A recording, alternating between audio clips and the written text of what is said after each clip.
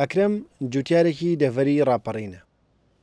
بەرهەمی هەناری باخەکەی هێناوەتە عەلوەی سلێمانی و دەیەوێت بیفرۆشێت. ئەم ساڵ بەتەنها نزیکەی 400 تۆن هەناری بەرهەم هێناوە.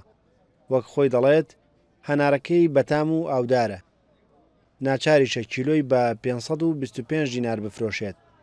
لە خۆی بە زیاد بێ بەرهەمەکەمان زۆر باشە، بەڵام مەڵای بازاڕ نییە وەک پێویست. وەڵی مەسرف گرانە، حەمەلە گرانە، کرێ سارێ 120,000مان لەسرە بۆ دووتەنی بۆمان دەگەین تێرە. ئەو بارە 300 لە زای دەست سەرێت تا دەگات تێرە.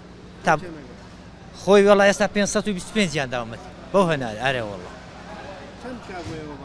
وەڵا 700 لە 700 دا نەبەزی 700 ئارێ بەخوا. بەپێی ئامارەکان ڕۆژانە نزیکەی 420 تۆن هەناری هەڵەبجە و دەڤەری ڕاپەڕین و ناوچەی هیران و نازەنین دەهێنرێتە عەلوەی سلێمانی و لێرە ساغ دەکرێتەوە.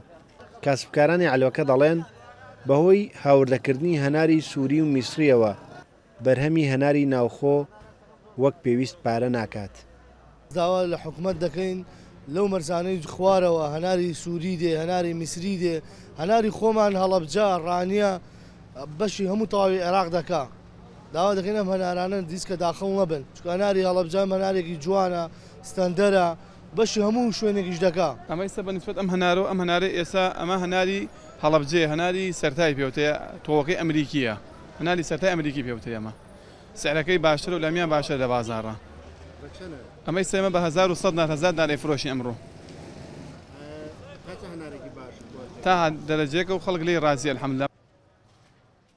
جوتیاران لە چاوەڕوانی بڕیاری وەزارەتی کشتتوکاڵی حکوومەتی هەرێمن بۆ ئەوەی بە هەماهەنگی لەگەڵ وەزارەتی کشتتوکاڵی حکوومەتی عێراق ڕێگە لە هاوردەکردنی بەرهەمی هەناری دەرەکی بگرن، چونکەوە خۆیان دەڵێن ئەم ساڵ بەرهەمی هەناری هەرێمی کوردستان پێداویستی هەموو عێراق پڕ دەکاتەوە.